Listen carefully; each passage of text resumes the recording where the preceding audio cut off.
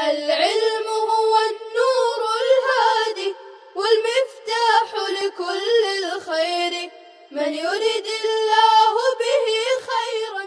بسم اللہ الرحمن الرحیم الحمد للہ رب العالمین والصلاة والسلام علی رسولہ الکریم اما بعد.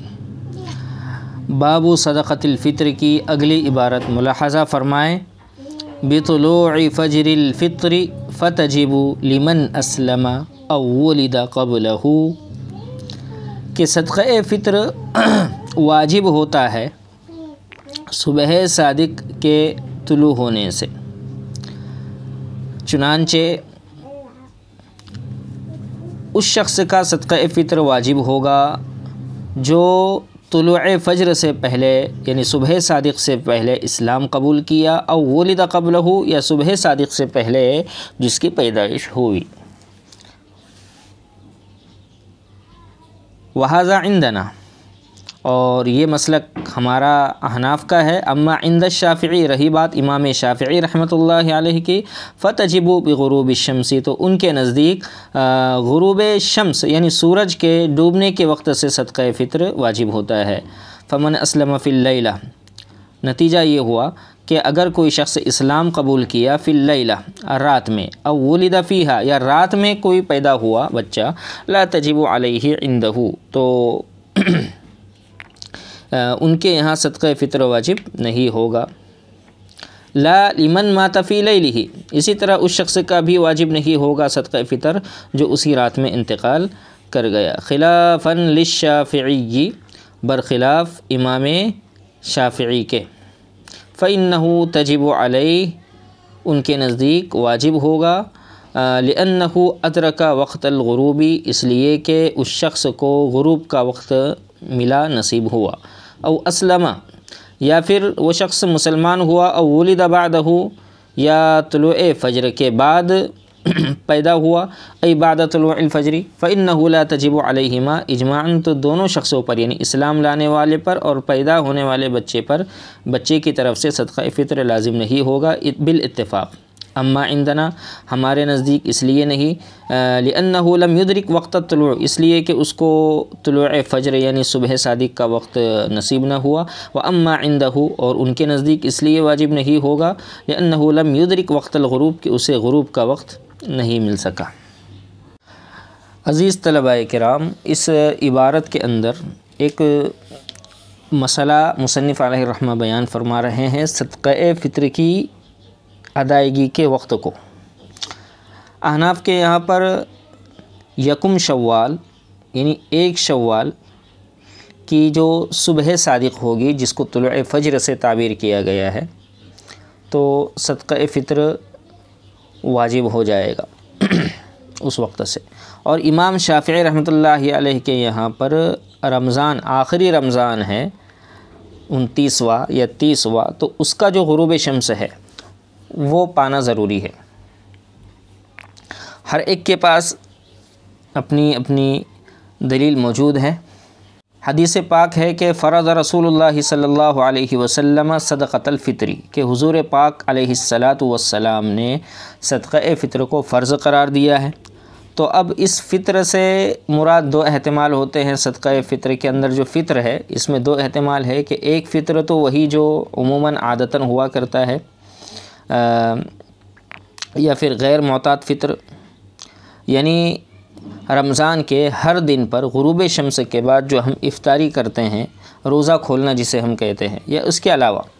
تو ہم نے دوسرے فطر کو ترجیح دی، کیونکہ یہاں پر صدقہ فطر کے واجب ہونے سے وہ فطر مراد ہے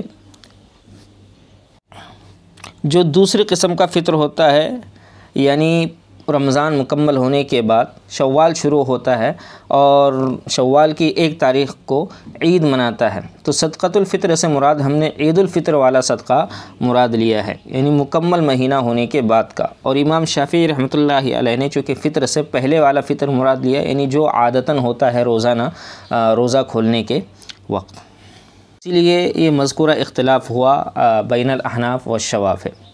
بہرحال مسائل جو بیان کیے گئے وہ یہ ہے کہ اگر کوئی شخص صبح صادق سے پہلے مسلمان ہوتا ہے یا کوئی بچے کی ولادت ہوتی ہے صبح صادق سے پہلے یعنی طلوع فجر سے پہلے، تو صدقہ فطر واجب ہوتا ہے، کیونکہ وجوب کا جو وقت تھا وہ پایا جاتا ہے۔ لیکن امام شافعی رحمۃ اللہ علیہ کے یہاں پر جو شخص رات میں مسلمان ہوتا ہے یا کوئی بچہ پیدا ہوتا ہے تو اس پر صدقہ فطر واجب نہیں ہوگا، کیونکہ رمضان کا جو آخری غروب تھا جس کو غروب شمس، وہ اسے نصیب نہیں ہوا، لہٰذا اس پر واجب نہیں ہوگا۔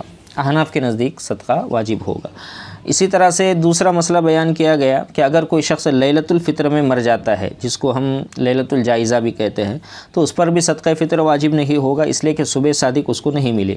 اور امام شافعی رحمۃ اللہ علیہ فرماتے ہیں کہ غروب شمس اس نے پا لیا، لہٰذا اس پر واجب ہوگا، یعنی گویا کہ اس کا صدقہ فطر نکالا جائے گا۔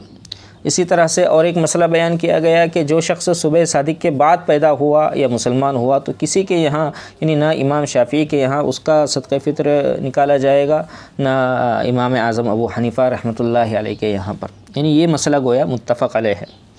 لیکن علت میں اختلاف ہے۔ ہمارے یہاں اس وجہ سے واجب نہیں ہوگا کہ صبح صادق کو اس نے نہیں پایا، اور امام شافعی کے یہاں پر اس وجہ سے واجب نہیں ہوگا کہ غروب شمس کو اس نے نہیں پایا۔ جس طرح آخری رمضان کے غروب شمس سے پہلے کسی کا انتقال ہو جائے تو کسی کے یہاں بھی صدقہ فطر واجب نہیں ہوتا ہے، ان کے یہاں غروب شمس کے نہ پانے کی وجہ سے، اور ہمارے یہاں صبح صادق کو نہ پانے کی وجہ سے۔ بہرحال یہ مافل عبارت مسائل کی وضاحت آپ کے سامنے آئی۔ اب اگلی عبارت اور آخری عبارت اس باب کی ملاحظہ فرمایا وَلَوْ قُدِّمَتْ جَازَ بِلَا فَصْلٍ بَيْنَ مُدَّةٍ وَمُدَّةٍ وَنُدِبَ تَعْجِيلُهَا وَلَوْ أُخِّرَتْ لَا تَسْقُطُ۔ اگر صدقہ فطر ایڈوانس اور پیشگی دیا جائے تو جائز ہے، اس مدت اور اس مدت کے درمیان تفصیل کیے بغیر، فصل کیے بغیر۔ وَنُدِبَ تَعْجِيلُهَا، اور پہلے ادا کرنا یہ مستحب ہے۔ وَلَوْ أُخِّرَتْ، اور اگر وقت پر ادا نہ کرتے ہوئے تاخیر کر دیا تو لا تسقط، صدقہ فطر ساقط نہیں ہوگا، اس لیے کہ واجب تھا۔ عزیز طلباء کرام، ایک شخص صاحب نصاب ہے اور فطر عید الفطر سے ایک دن یا 2 دن پہلے یا پھر شروع رمضان میں یا رمضان سے پہلے ہی اگر وہ صدقہ فطر ادا کرنا چاہے تو وہ کر سکتا ہے، یہ اس کے لیے جائز ہے، اس لیے کہ اس سے پہلے بتایا جا چکا ہے کہ اصل چیز ہوتی ہے فقراء اور غرباء کی حاجت کو پوری کرنا، اور ان لوگوں کی حاجتیں پوری اسی وقت ہو سکتی ہے، ان کے گھروں میں چولہا اسی وقت جل سکتا ہے جب کہ ان کو صدقہ فطر پہلے ادا کر دیا جائے، اور احتیاط بھی اسی میں ہے، اس لیے کہ اگر جیسا کہ عام طور پر آج کل ہمارے علاقوں میں یہ رواج ہوتا ہے کہ جب لوگ عید الفطر کی نماز کے لیے جاتے ہیں تو صدقہ فطر اپنے ساتھ میں لے کر جاتے ہیں، چاہے اناج کی شکل میں ہو یا پیسوں کی شکل میں ہو، اور اس موقع پر صدقہ فطر ادا کرتے ہیں، تو بہت سارے غرباء اور فقراء بیچارے مساکین ایسے بھی ہو سکتے ہیں کہ جن کے پاس رقم نہیں تھی، وہ اپنے بچوں کے لیے کپڑے نہیں خرید پائیں یا سیوئیاں وغیرہ خریدنے کے لیے ان کے پاس رقم کا انتظام نہیں تھا، اور وہ اپنے گھروں میں کوئی مٹھائی وغیرہ اگر نہ بنا پائے تو ممکن ہے کہ اگر ہم پہلے صدقہ فطر ادا کر دیں تو وہ لوگ اپنی ان ضرورتوں کو بھی پوری کر سکتے ہیں۔ السلام عليكم، لا تنسوا الاعجاب بالفيديو والاشتراك في القناة تشجيعا لنا لنستمر بنشر المزيد إن شاء الله.